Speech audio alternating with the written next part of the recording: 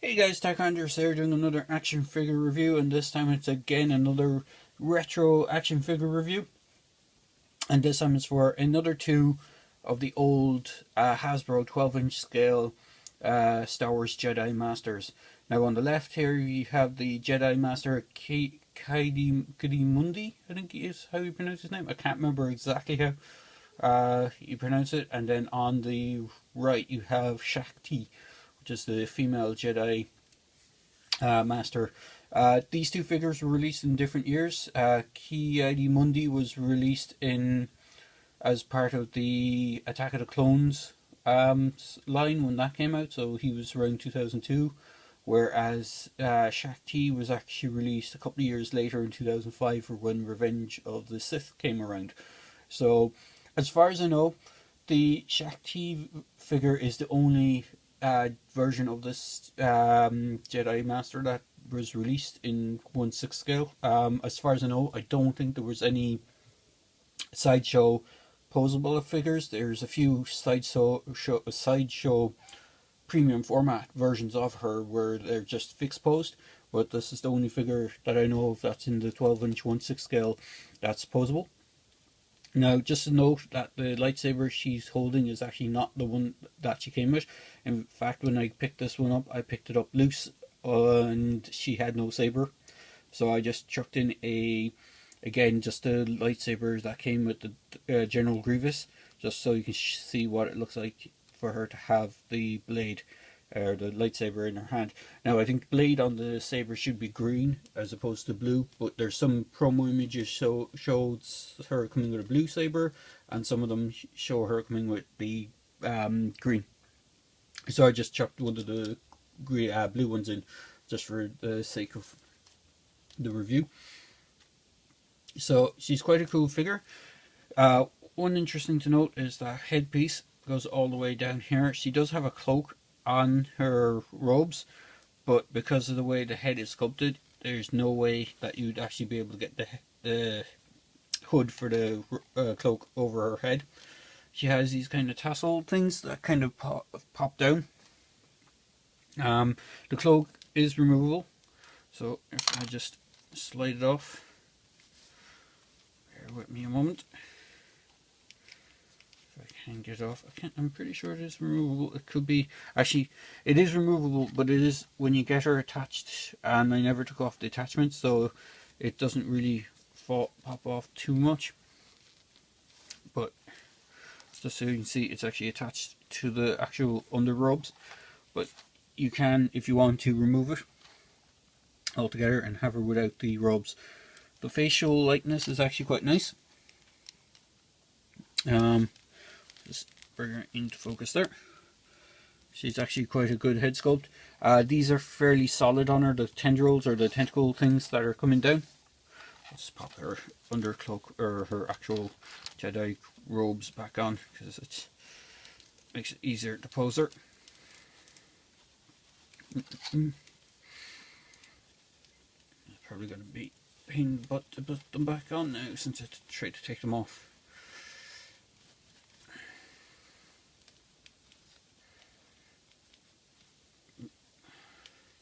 Goes through the right hole on the arm. That's the right one. But it does get caught on her larger tendril going down her head. Posability wise, she's quite posable. She does have a ball jointed neck, which is very tough to move because of these big tendril pieces going down. She has a waist swivel, which is quite good. Bit of ab crunch in the waist swivel. Single jointed elbow with a swivel in it. Ball jointed shoulders that can go all the way around. You could go all the way around without the robes being in the way. She has wrist swivel and in and out hinges on the wrists. She has quite a good bit of articulation in the legs. So she has the single jointed knee. In fact, you probably see it there. She has these big rubber boots on. She has single jointed knee with a rotation in the knee, and this gives her more posability than most of the other figures. She can go forward and back at the hips, and she can do quite a lot of splits as well. So you can do the splits right out. As I said, sculpture-wise, she's very cool. Now, one other thing about her compared to some of the other Jedi is, in the promo pictures that I could see of her lightsaber that's supposed to come with her, it has a little clip piece. She's a bit hard to stand. She's a bit of a more slender frame than the male Jedis. She has this, as far as I know, her saber does have this little peg piece as well, but onto her belt, she actually has no way of actually clipping onto the belt. So unless her saber is similar to how Qui-Gon Jinn's from Episode 1 came, where it could just slide over, but it looks from the promo images I've seen that she has the little clip piece. So here is Mundi. Again, he's quite nicely sculpted. For a figure of its year, he's quite nicely done. He, on the other hand, has the full hood that can go all the way up. If we can just bring it into focus.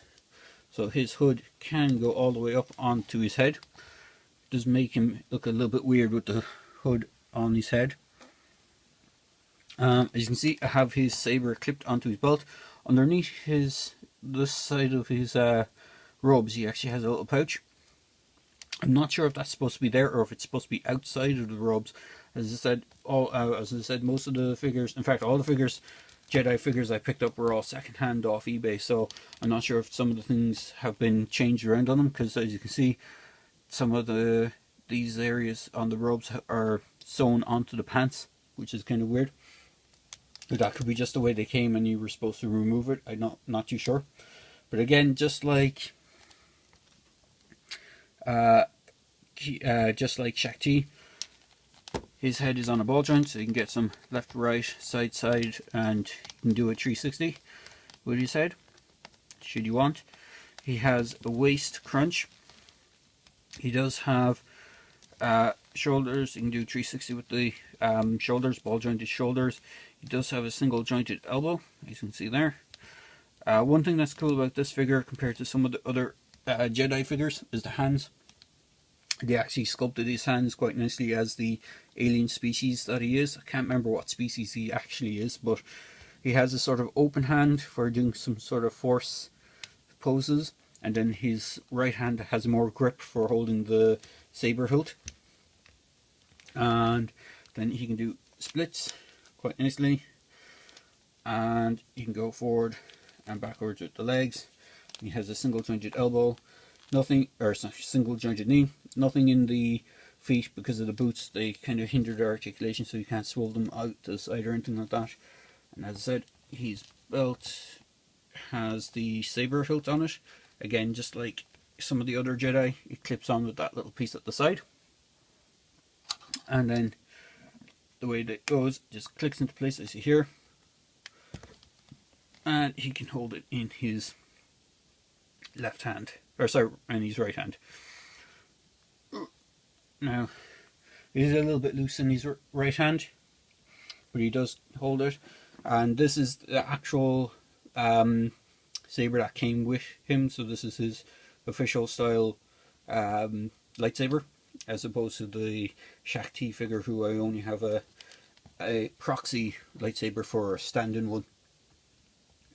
So all in all, he's quite a nice figure. Now, he does have a sideshow version.